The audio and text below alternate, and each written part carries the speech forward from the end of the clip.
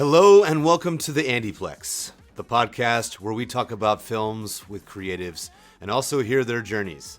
I'm your host, Andy Majorano, and this is episode 42, Ghostbusters, Frozen Empire.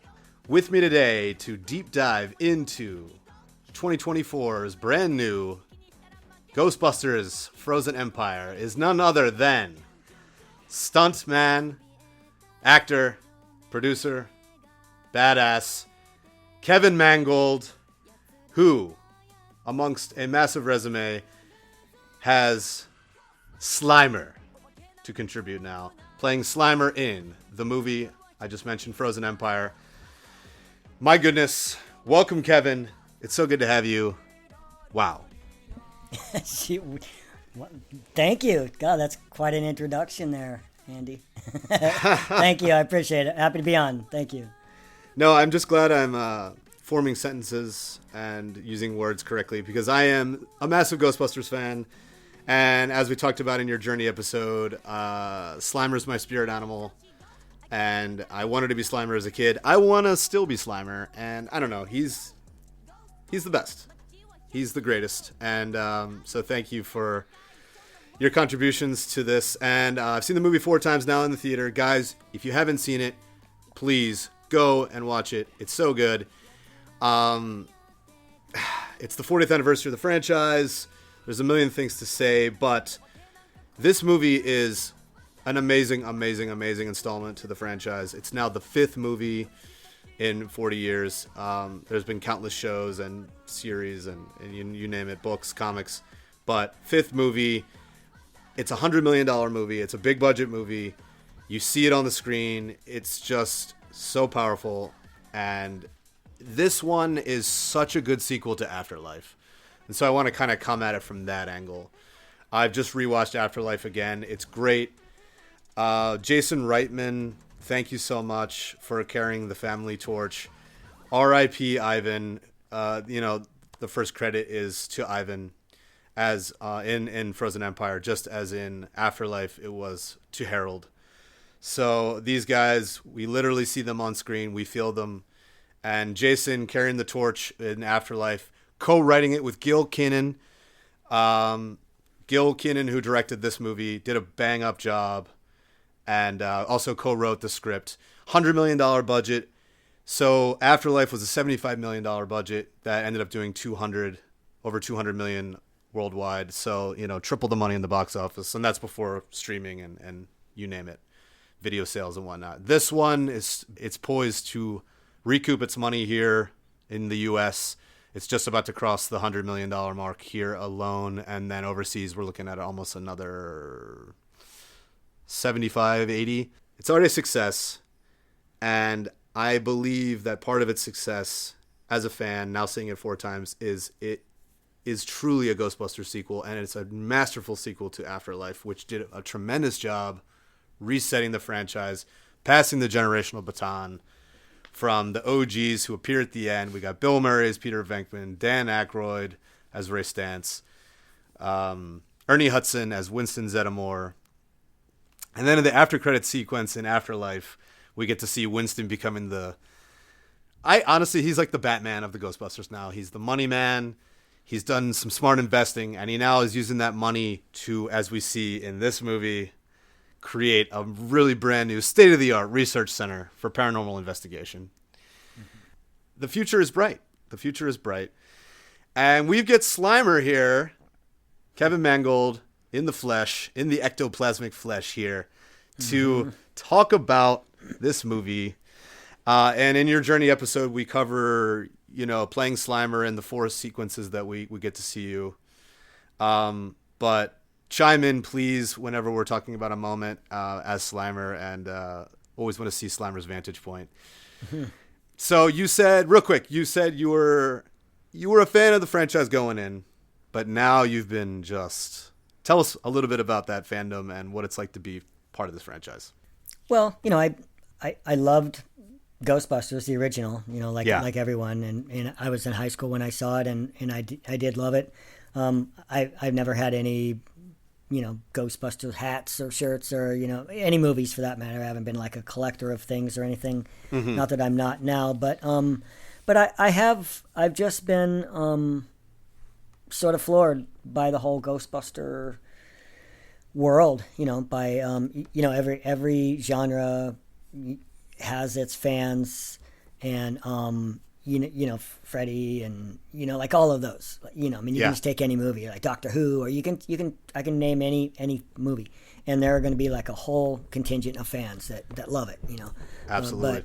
But Ghostbusters is just different. It's different in the camaraderie that comes along with the Ghostbuster fans that doesn't, I think, exist in the other, the other examples I just gave. And franchises, but also, yeah, but also that, Ghostbusters all work together. They're all trying to do good. They're all trying to save the world. There's nothing negative about them. They're not like warriors. They're not some, fighting, machine gun. It's easy to get behind that, and then in the real world, all of the Ghostbusters I know, everything that they do is for a cause, it's for charity. And so and to me that makes the whole, like, I've heard just it's only been, like you said, it's a month, in the short time that it's been known who I played, I've heard from so many people about how important Ghostbusters is to them, and not just Ghostbusters, but Slimer specifically. And I've heard, I don't want to tell anybody's private story, but I've heard stories of like, my kid was sick and Slimer got her through this really bad time. And, there are so many examples of that. And it's so weird. Or, these Ghostbusters came to the hospital to see us, and it changed, like, there are so many of those that I've heard.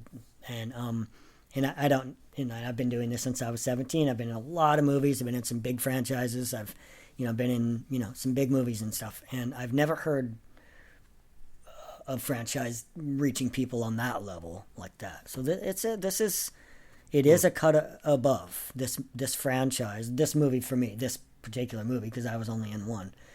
Is definitely a cut above anything I've done. That's so great.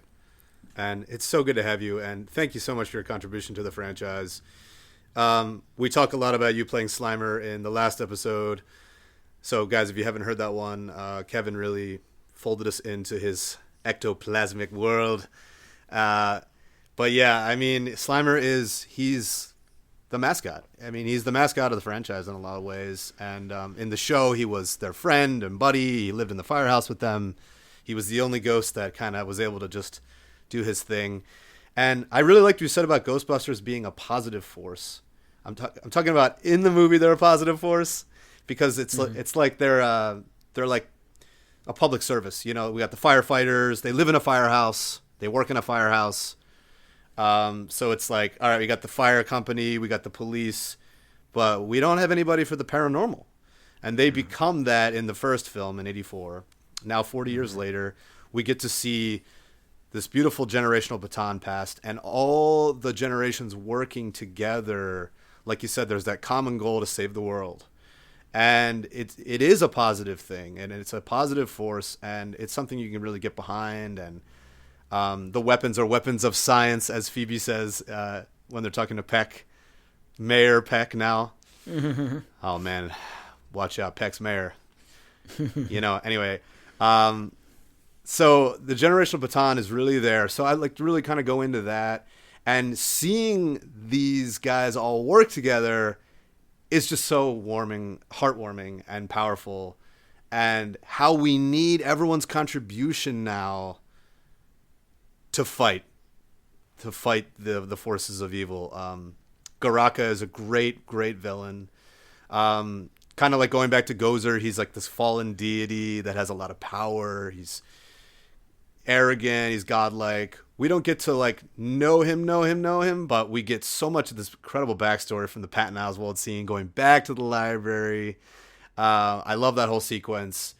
And then the Possessor is one of the cool new ghosts of this film. The Possessor, who's cute and all until he gets inside a lion statue and attacks the Ghostbusters, or steals the cylinder, which has the chant, which we see at the cold open. I love calling it the cold open because it's the most cold open ever.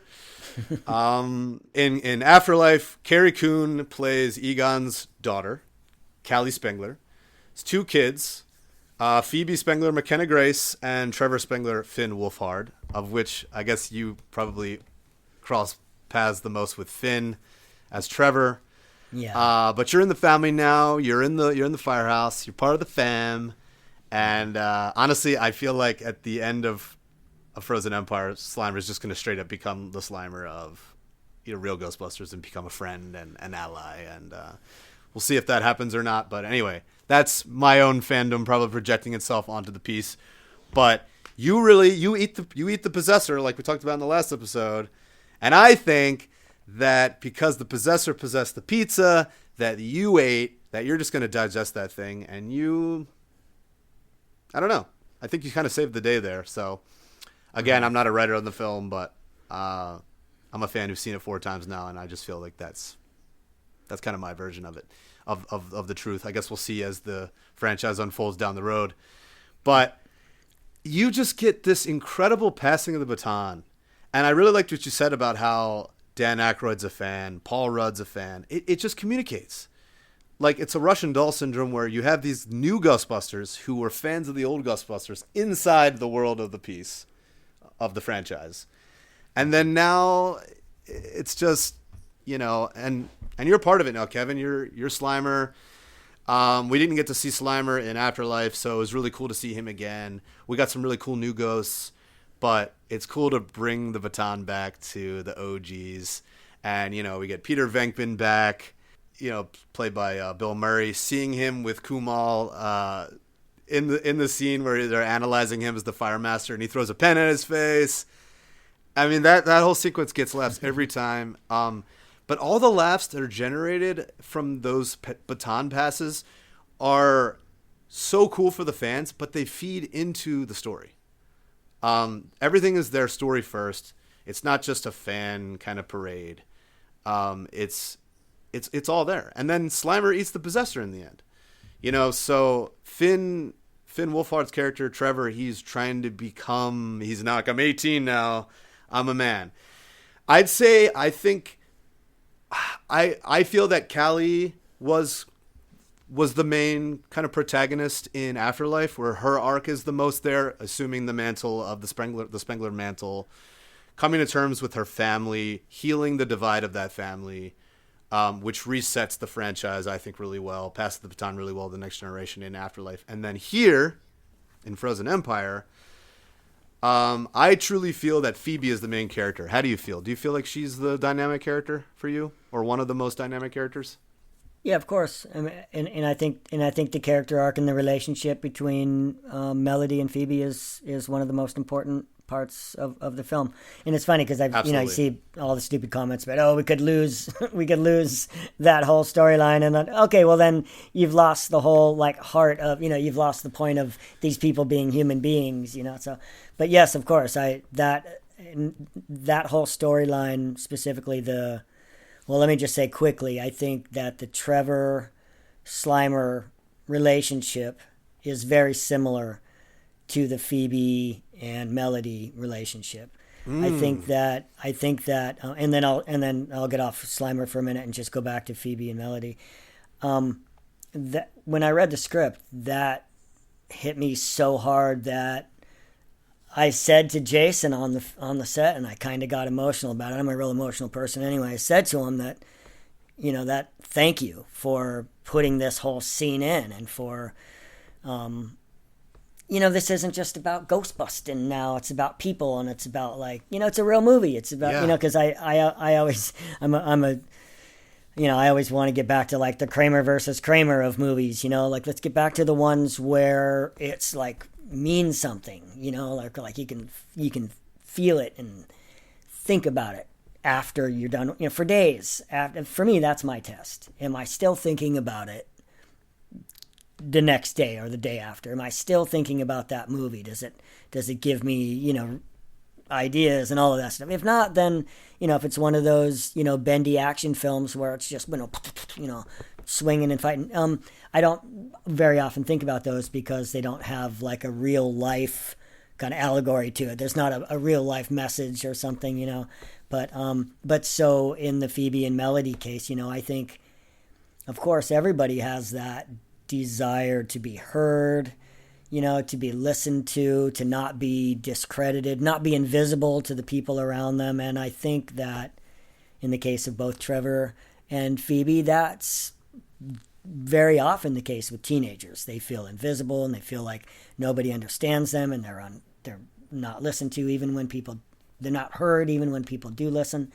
And so for both of them, in the same way that most people are, but exponentially more so with teenagers, they really needed someone to hear them and to be their friend. Not everyone's friend, not they're your friend too, but that's my friend. That's, you know what I mean? And so in that way, I think those two character stories to me were very similar. Slimer is, I'm really hoping, in future stories, but in this one, I think Slimer was someone who Trevor looked to, like, he said, I know that guy. And yes. So to me, I see those two stories, those two relationships rather, very similarly. And one of them was played out, and one of them wasn't. And so I see the similarity, and so that is why I to me that part of the script really stands out.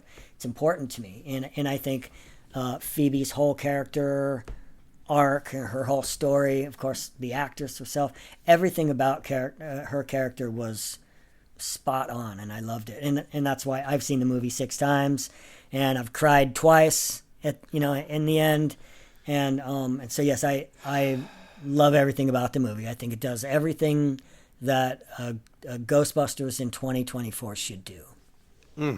I love that. Yeah, this is really good. I call it sticking to the ribs. Like you said, it has the meat and the allegory. I say allegory so much on my show, so it's actually refreshing to hear someone beat me to the punch. My brother makes fun of me. He's like, you say allegory like every other word. I'm like, well, I'm obsessed. So I mean, that's what gives it the meaning. I should call it the AndyPlex. But right.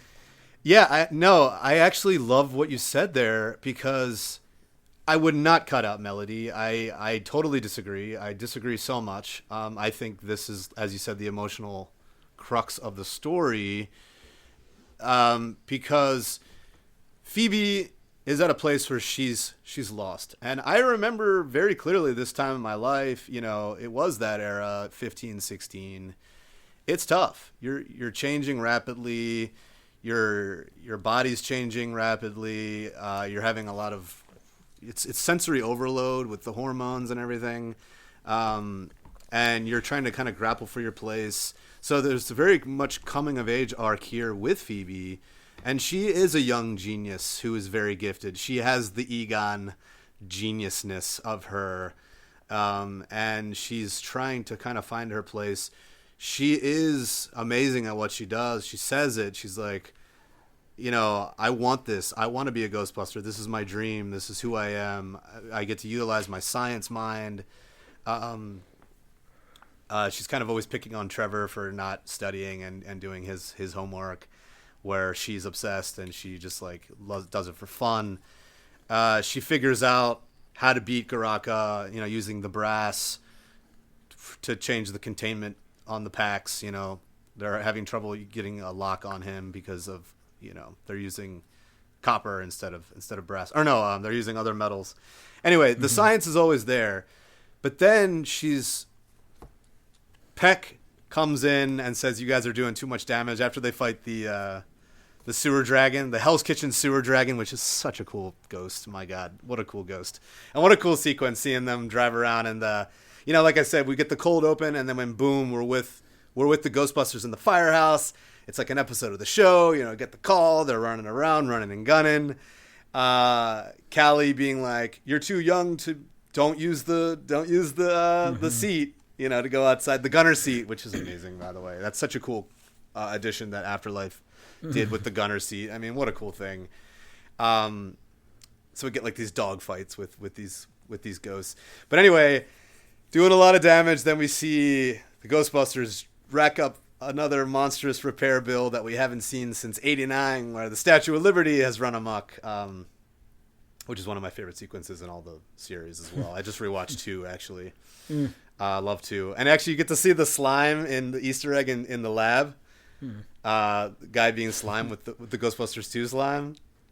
I missed it the first 3 times I saw the movie. It wasn't until a friend of mine said, "Oh, did you catch it?" And I said, "No." But, you kind of have to be looking for it. That's one of those things when you get the Blu-ray and you watch it over and over. Right. But anyway, Phoebe is struck down by Peck saying, "You're too young. How old are you?" And then they say, "Do you get paid?" And then Paul Rudd says, "No, we don't pay her." And then he's like, "Oh, we can add child labor laws to your list of strikes." So anyway, she's kind of like, "You're too young to be it. You got to be benched." And she's grappling with being benched, and she's alone, and she feels like she should be there on the scene because she's the best at what she does. She actually attacks her mom a little bit, saying, if you weren't a Spengler, you'd be answering phones, which is kind of a shot at Janine too, who's one of my favorite characters, and getting to see her in her suit in this one. Mm-hmm. Wow, what a great thing. Well, it's epic. So I mean, answering calls is important, A, but then B, she feels like she's like Big Boss Spengler, right? Like, she's got the Egon smartness. She should be in the driver's seat, yet she's super young and she's been benched. So I remember feeling like this as a teenager. I don't know if you can relate, but I felt like, I'm too young to do a lot of things, but I'm smarter than these dumb adults. Why am I not in charge? Why am I getting benched here or whatever? I was going to mention when you were saying earlier that what you just said has a large part to do with why both Phoebe, why they have both decided to befriend somebody who most people would warn them against befriending. I mean, that's common to want to go against what people are warning you to do. And so I think in both cases, both in Trevor and Phoebe's case, I think they're both drawn toward who others would tell them not to be drawn toward. I love that. Yeah. The forbidden fruit element or whatever. Yeah. Or just, I know better. I know better. Yeah. You guys are just getting in my way. I know what's up. I'm super smart. And then we get Paul Rudd is just a genius addition to this mix. Step teacher, that always gets a laugh. Yeah. Who are you? I'm her step teacher. Like, that's one of my favorite lines in anything. And he delivers it so well. And then again, he's a fan of the Ghostbusters in Afterlife. He's like, "Your granddad was Egon Spengler?" You're like, "Oh my God, like, that's a big deal." And then they're like learning the science element. And he's a scientist. So there's that link. Anyway, Paul Rudd's just so great in this. And I love that he's trying to jockey into his way to be dad, but he's feeling it out and trying to and then Callie's like, "You got to put your foot down with her and have boundaries." And so his arc is kind of being like, "Stop being so selfish. Me and your mom are just trying to help you, and oh, it sucks, right? Like, being the bad guy." And he's like, "Yeah, it sucks, but then the arc is satisfied in the end where Phoebe calls him dad, and that's the part that gets me, Kevin. That's the part where I tear up. That's my waterwork moment. I don't know where yours are, but for me, that's huge. But yeah, this is about relationships. This is about the generational baton, but it is about family. And Melody is such a well-fleshed out character. And I love that we have a character that's a ghost, that has a real arc, that has a real impact on the character that's lost. And it's kind of like it's two people on the outskirts, right? One is dead and just floating around. Her family has crossed over, so she's alone. Phoebe has been benched by her family and the law and the mayor, and she's trying to find her place. And so she's like, she literally says, "The only person that gets me is a ghost," So that dynamic there, and I love what you said about Slimer and Trevor's dynamic, because that's there as well.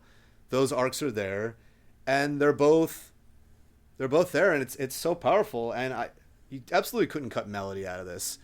Emily Alyn Lind, the actress, does a beautiful job. You know, she's really good at chess because she's been playing chess for decades, or since the fire, and she's carrying the weight of burning down the family. And she's got this one match that lights over and over again, and that one match ends up lighting the Fire Master's flame that helps them beat Garaka later once he gets out. That's all there. So once again, it's like all the stuff funnels into the plot, but it's the character work that really makes this thing shine so well. And it's all there. And even Melody's torture, once we realize that she's kind of being utilized by Garaka or working for Garaka, in that he's promised her, whether or not she's enslaved, or we kind of get the vibe that she's not enslaved, but she's working for him in the way that, like, he's got something on her. And we find out later that he's saying, oh, I'll let you cross over. I'll let you cross over and see your family if you do my bidding, and therefore becomes an agent of him. And then she even says, oh, anybody but her? Does it have to be her? Meaning Phoebe. And that stuff works so well because it's like, oh no, Phoebe's finally opening up to somebody, and then she's going to get stabbed. But I honestly thought, how brilliant. Setting it up with the lab. We go to Winston's lab, and we see James Acaster, who's new. He's great as Lars Pinfield. Mm-hmm. And then we get Lucky back, played by Celeste O'Connor. She's working in there. So, Annie Potts is now there, too, with them. And she comes back in Afterlife, too, to come to the house to explain Egon's past to Callie. So we get to really see this generational baton. We get to see this chamber where you can separate the spirit from the physical with the haunted objects. And then how brilliant later that Phoebe's like, oh, I'm gonna become a ghost so I can be a ghost with you. And then that's what gets her out of her body and then gets Karaka to take over. I mean, honestly, it's so woven into the beats of the story and the emotional arcs, like you're saying. It's so brilliant, and it's so well done. So when I hear that line, because I've seen that line too, I'm like, get rid of Melody. I'm like, no, are you crazy? Yeah, I mean, no reasonable person would suggest that. No, I mean, it's not like anybody has to worry about that in reality. You know, no reasonable person would have suggested that. You know? No. In fact, I feel like I don't even want to mention that I saw that, but since since you mentioned it, let's just say that it makes it. Those beats are there. I mean, you're not going to please everybody yet. No. There are people who are there just to see the equipment.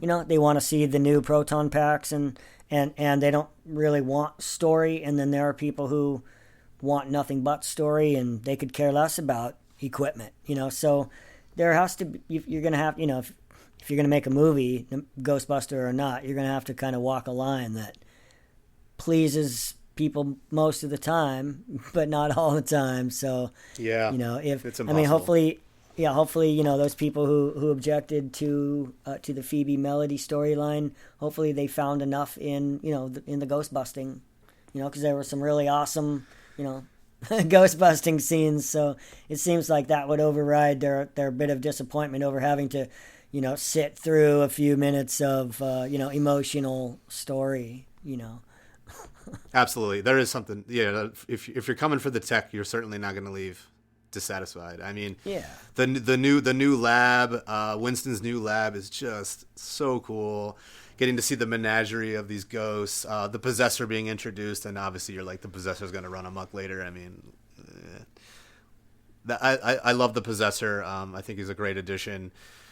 So just to give a little plot, so Kumal, who plays Nadim, I love his character so much, and there's an arc there of him becoming this part of this legacy. We're talking about legacies, and we're talking about family, and so he's decided to, it's one of my favorite lines where he's talking to Trevor about, like, who's the better brother, the one that goes and gets the education or forges ahead without any prospects. Yeah. And they totally hit it off. That, honestly, I laugh at that part so hard, and I love that part.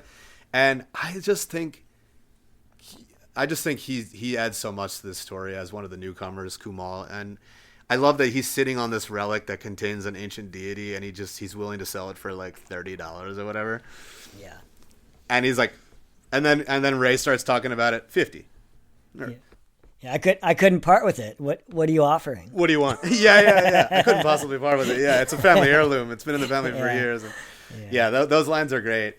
And then seeing him like develop his powers unknowingly, when he walks by the flames on the streets of New York, and then the scene with Venkman being back in the torture seat where he's like torturing him to get a rise out of him. I'll tell you the effect. It's pissing me off. That's right from one.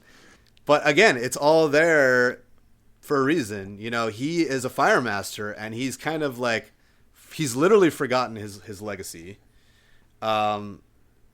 He's got this orb that he's willing to sell for a couple of bucks.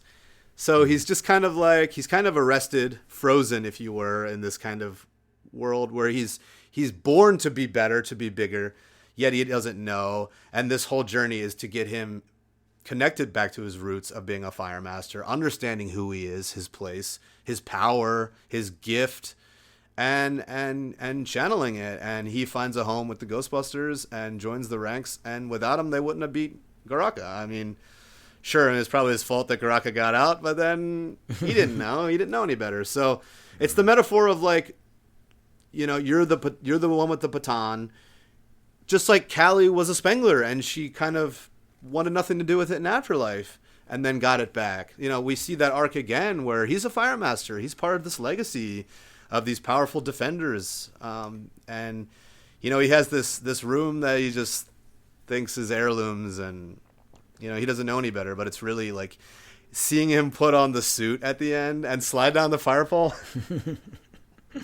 That always gets a laugh too. Mm-hmm. Who's your favorite of the new characters besides Slimer, obviously? Yeah, I think Kamal Nadim was fantastic. I laughed every time I saw his face. I was laughing. I mean, the whole like, could you fit into an 8? I thought was the greatest, the greatest line. And even just when he just by saying 60, just to say one word like that, to say one line like that was so hilarious. So yeah, he stole the movie.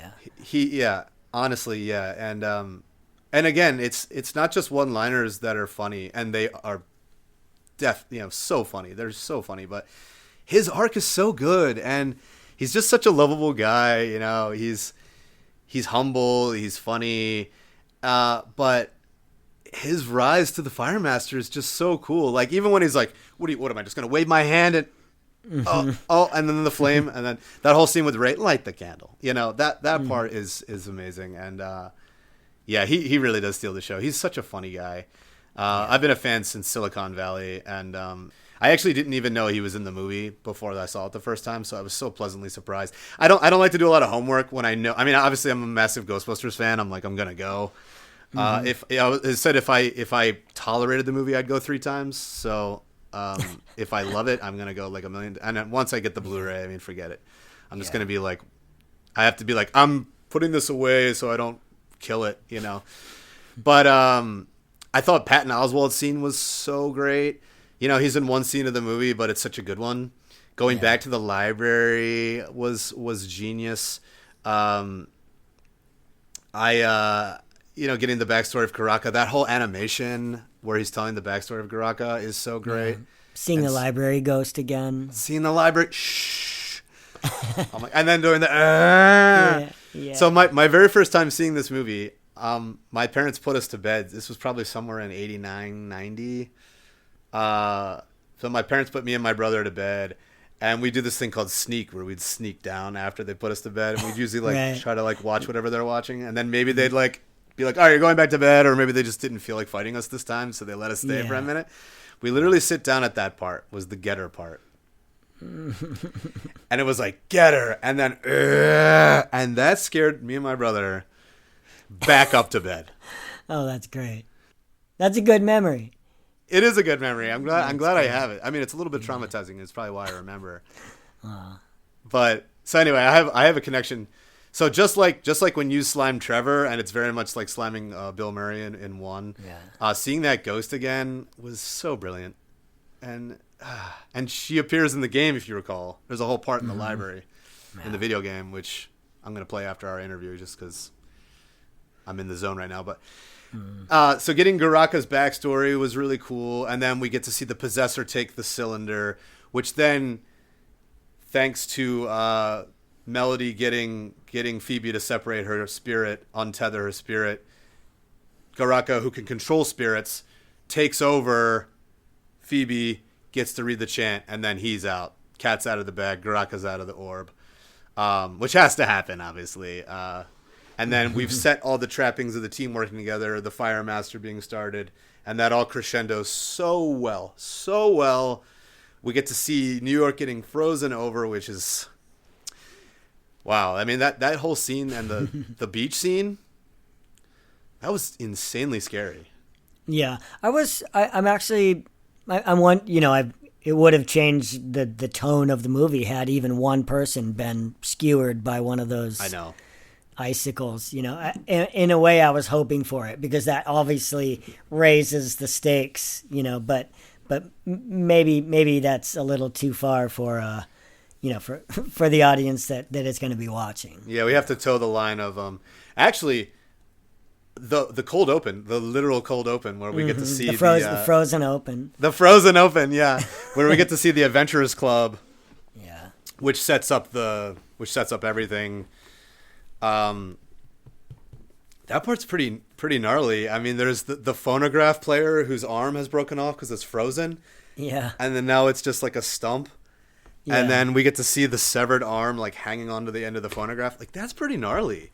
Yeah, I had a lot of fun walking around that set. I did that. Whenever I wasn't filming, I would go to whichever set was dark at the time, and I would, if they were filming on a different, same stage, but just different set down, a little further or whatever, and that one was so much fun. I took lots of pictures and walked all around, and just the ice, like the crystals. Looking at it, it's just like powder, it's like foam or whatever, but everything looked frozen and it was just so awesome. That was one of my favorite sets to walk around. So cool.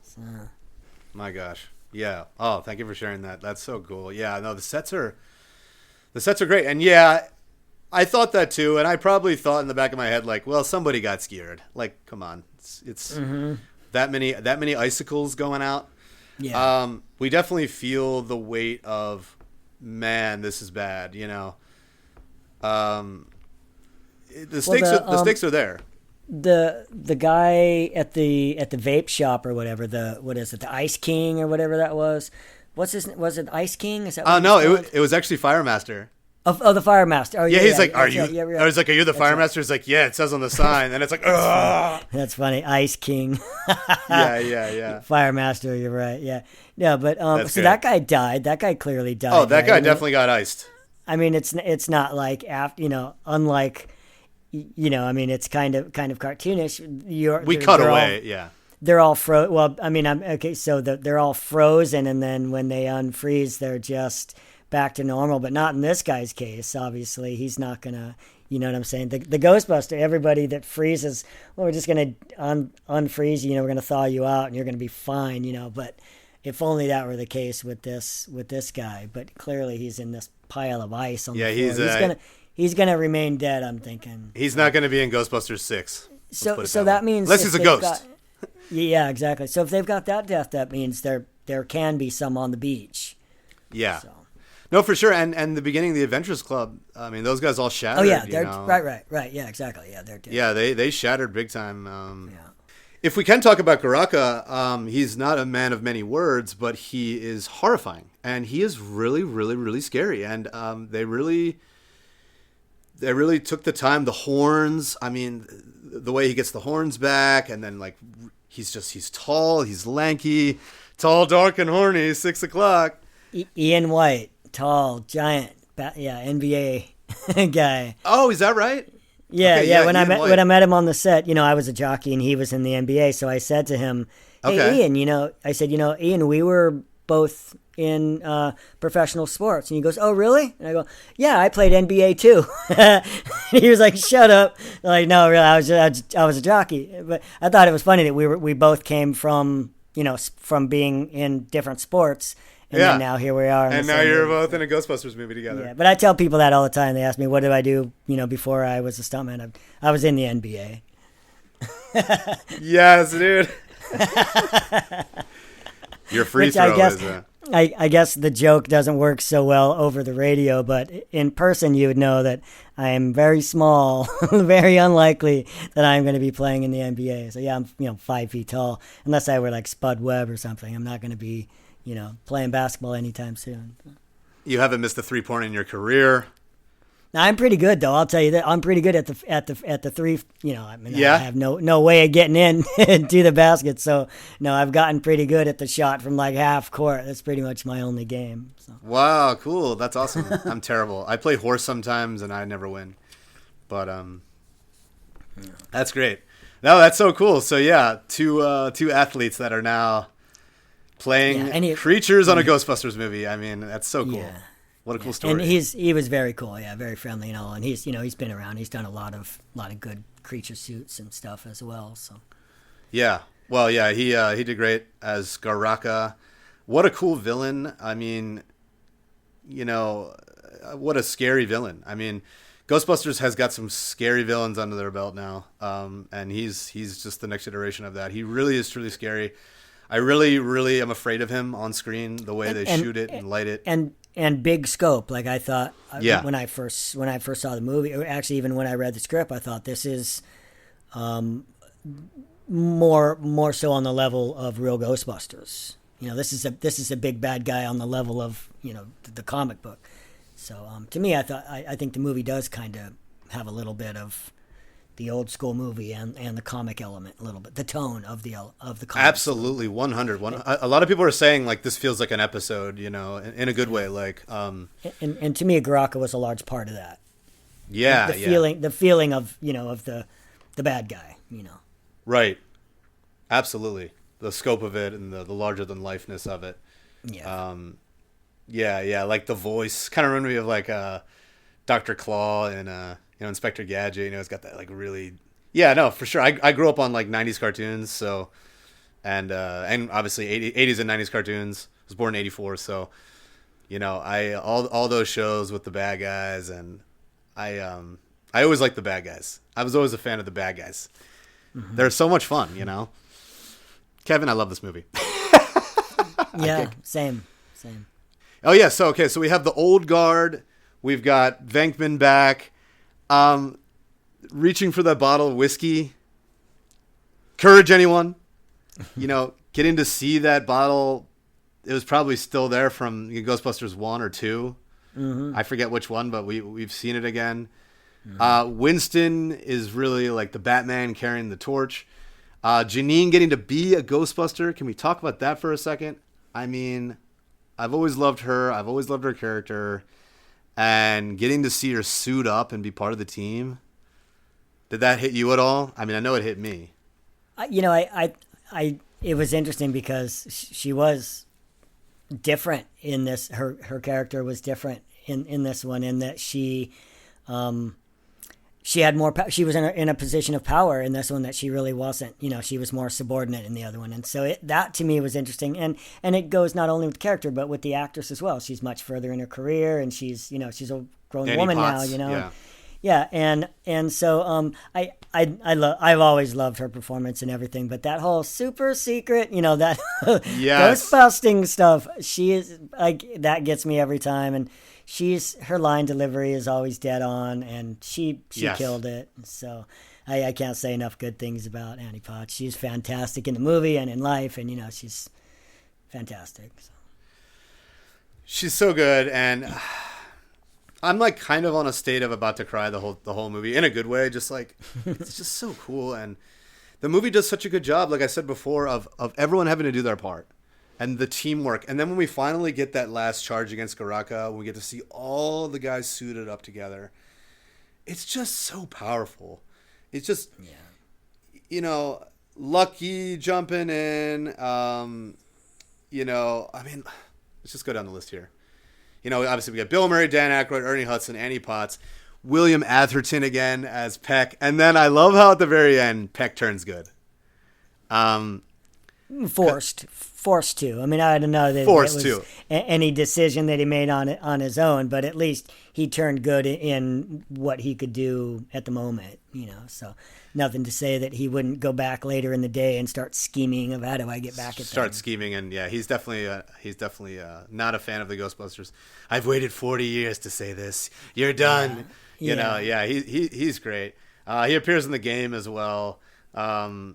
So it's just really cool to see him again. He's a great character, and you gotta have your antagonists for it to be fun. And just seeing Bill Murray call him a clown is my favorite thing ever. He's like, Peck, you're a clown. Don't you get it? Yeah, the line delivery was really great too. You clown. You clown. Yeah, you clown. Yeah. Honestly, when Phoebe calls Paul Rudd dad at the end, it's like one of my favorite moments in any movie I've ever seen. You have kids. I don't actually. So, I mean, everything hits people on for a personal reason. And so I would just assume that you have, like a desire to have kids or to have someone call you dad, or maybe that's maybe on the other hand, maybe it's the reverse of that. Maybe it's you calling, your dad. You have a story with you and your own dad. But yeah, I think that there are so many different things in that movie that hit people in a personal way.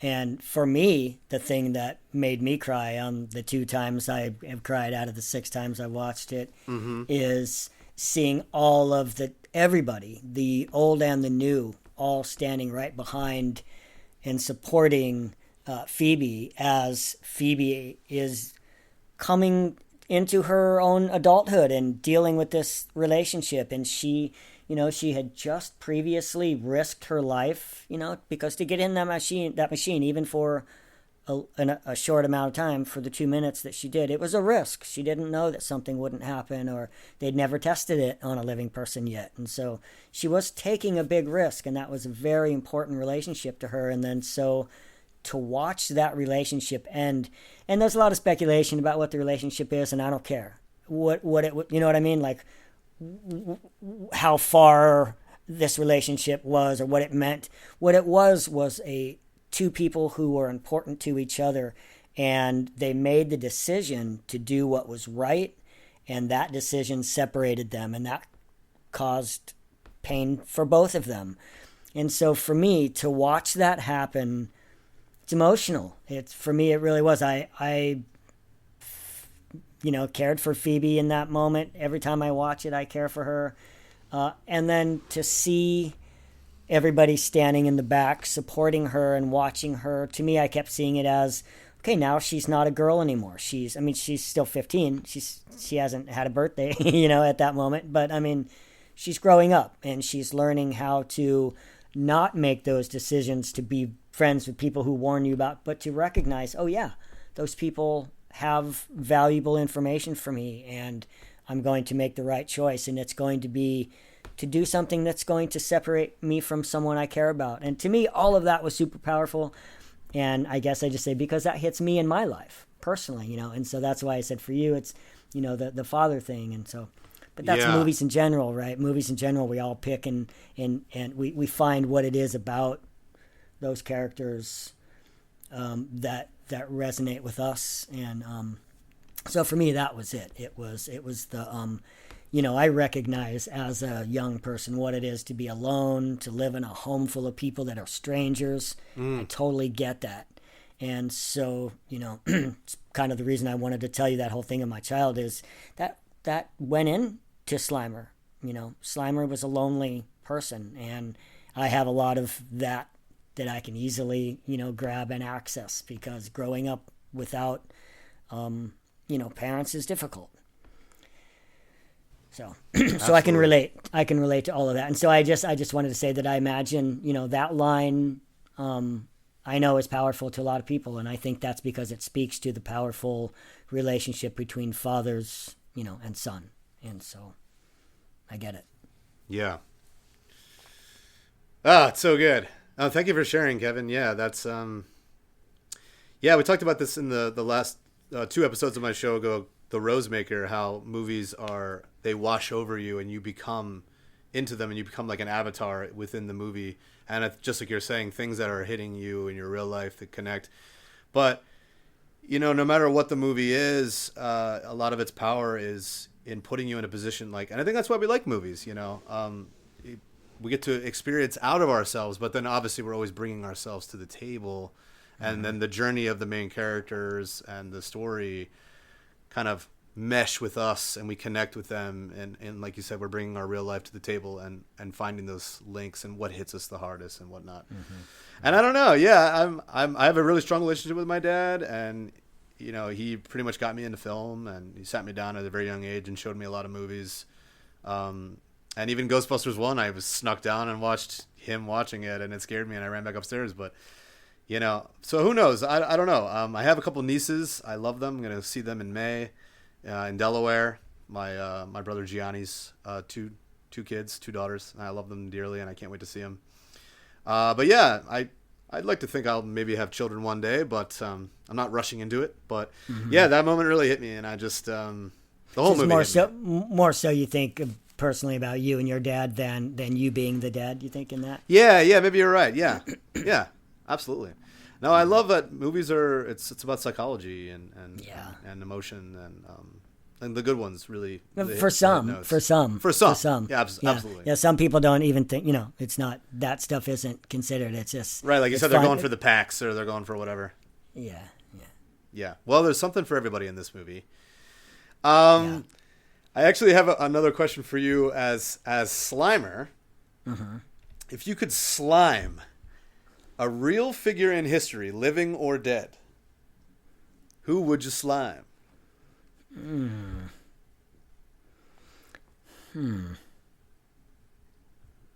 Oh man. I mean, how would I come up with that? Who would Slimer slime? If it was your call. Would you slime slime somebody that you don't like, or a figure that just needs a little nudge in the right direction? Yeah, maybe Rick Moranis. Nice. Hell yeah. Yeah, maybe Rick Moranis. Just for not coming back. Not coming back. I know. Yeah. He's so great at 1 and 2. That is a great question. That's a great question, honestly. I wish I had known that in advance. I could put some thought into it. But that is a really that's okay. question. Yeah, sorry to put you on the spot. Yeah. Yeah, I don't know who I'd slime. Maybe Hitler? I don't know. Yeah, I mean, you know, like politically, I can tell you right now, personally, there are a whole bunch of people I'd slime right now. No problem, you know. But I don't know. I don't know that Slimer has thought about politics, you know.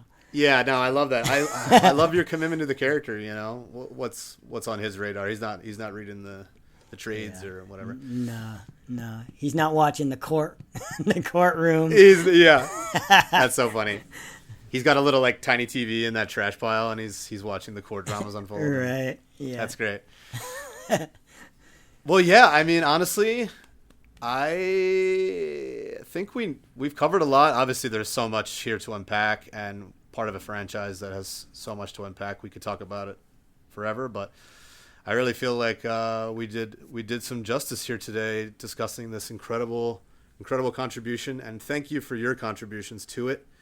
Slimer really shines here, and he really does have an arc, and he really does have a connection with Trevor and the family, and so thank you for highlighting that, the similarity with Phoebe and Melody's relationship. That is so brilliant, and I love that. And thank you for folding us into your process of bringing life to Slimer, or unlife to Slimer. It's just this contribution, Frozen Empire. It's so good. If you're going just for the gear, you're going to be happy. But there's so much character work, so much emotional work, and it's there, and you feel it, and the love is there, and you feel it, and it's so good. And I'm glad it's a hit, and hopefully it keeps rolling in the next few weeks. It's doing pretty well overseas. Guys, if you haven't seen it, check it out. It's so good. Ghostbusters Frozen Empire. To more and to the Ghostbusters. So there it is. Right on. Thank you very much. It's been awesome. Hell yeah. Kevin, you're great. the best. Thank you for coming and spending so much time with me. My pleasure. Yeah, really. It's been great. Awesome, man. Thanks again. All right. Thanks, Andy. Take care.